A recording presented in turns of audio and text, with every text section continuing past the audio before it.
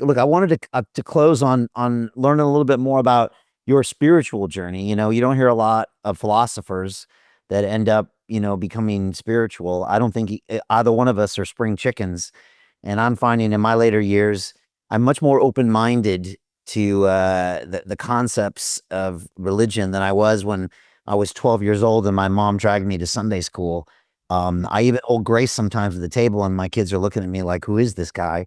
I'm just kind of curious if you could tell us about your journey, and you've been public about it. And I've also noticed there's a real emergence of that in America, from Yeah. Tucker Carlson to Donald Trump of all people, who would probably tell you he was the last guy that was religious. Maybe being shot at helps, but I don't think it's just that either. And there seems to be a real resurgence of that, maybe even globally. I think you're right. When I was in the process of conversion, I was noticing this already on X, that already there were a number of people, not just high profile people, but people who were announcing that they were turning to Christ. Um, so um, I was an agnostic for 3.5 decades, basically, from about the age of 14 or 15 and until well, 2020. Um, and uh, I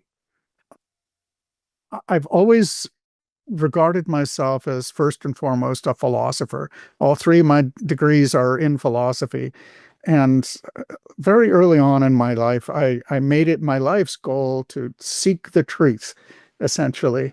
Um, and I thought there was nothing more important that people waste their lives away and destroy their lives um, because they believe false things, ultimately. Um, and for that reason, I thought it's extremely important to make sure that we know what we believe, why we believe it, and that there are reasons for our beliefs are correct. But as a result, I became a skeptic, methodological skeptic. In other words, as a point of methodology, I simply was agnostic about everything, and that, of course, included God. I thought that the arguments for the existence of God were not very good. Um, I still think that the arguments for the existence of God individually are not very good, but taken together, actually, they are remarkably good, which perhaps I can explain. Um, but Peter Thiel took $500,000 and turned it into $1 billion using the exact same techniques we're using inside the investment club. He met a CEO, his name was Zuckerberg. He pitched him the deal and he said, "Okay, I'll give you $500,000. Mark went public and sold the shares to people like you. Well, what happened to Peter? Well, he exited and got a 2,300x return. The wealthy invest in early stage companies, folks. The public markets are for suckers. It's a rigged game." By the way, this happens in crypto as well. It's called pre-sale tokens. This is Solana. Does anybody know this chain? They sold pre-sale tokens for 4 cents. And you can see the date on there, April 5th, 2018. Look at Solana today, folks. That thing's up over 1,000x. The media and Wall Street and all these hype people get you to buy the top. Meanwhile, they put their clients in at the bottom and they use you for liquidity to make their clients rich. You can play this same game. You just have to have the financial education and the deal flow. That's it. let's just to make a very long story short, and people can read this on my blog on larrysanger.org, how a skeptical philosopher becomes a Christian. I think that's what it's called. It's about 45 pages, so long form, short book, um, but it's free. And I uh, I got married, and I noticed that I would be willing to die for this woman. And I had a couple of boys, and I noticed that I'd be willing to die for them. Now, when I was in my late teens and early 20s, I fancied myself something of a follower of Ayn Rand. Not too much. I didn't. I was a skeptic after all, so I didn't really go in for everything that she said. But it was interesting because I did tend to think that ethical egoism was correct. Ethical egoism is the view that if you want to understand why we should do what we should, then ultimately the only explanation is in terms of our own rational self-interest, right?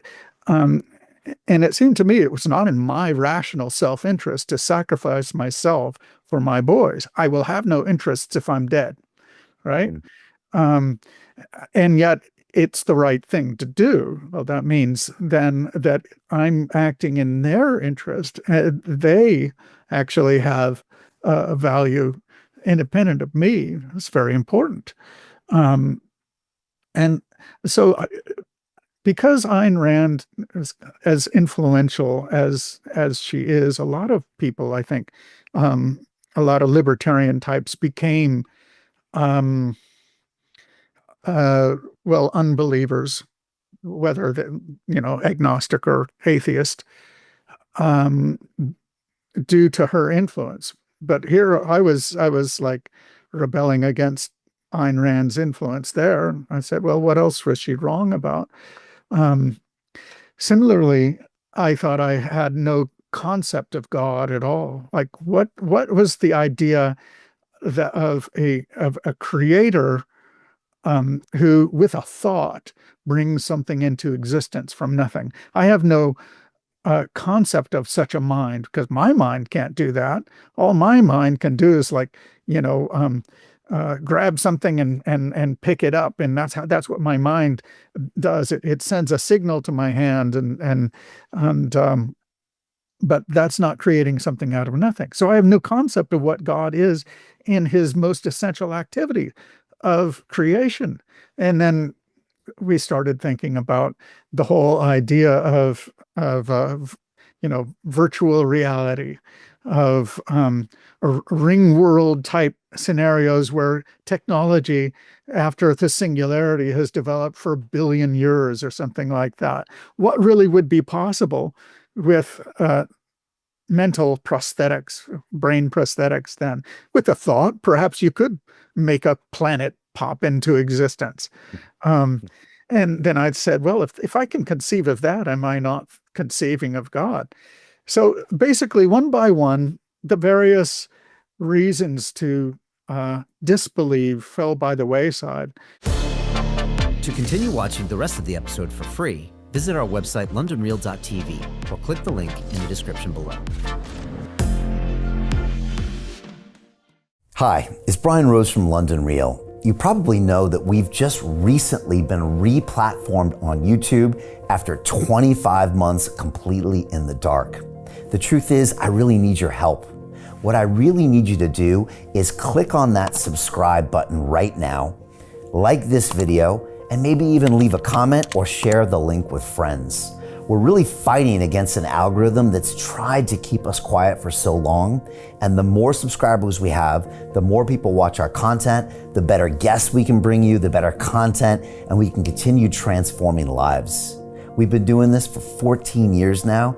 I want to do this for another 14 years, but I really need your help. So click on that subscribe button, like the video, leave a comment, share this, and we're going to continue to bring you more and more great content. Thank you.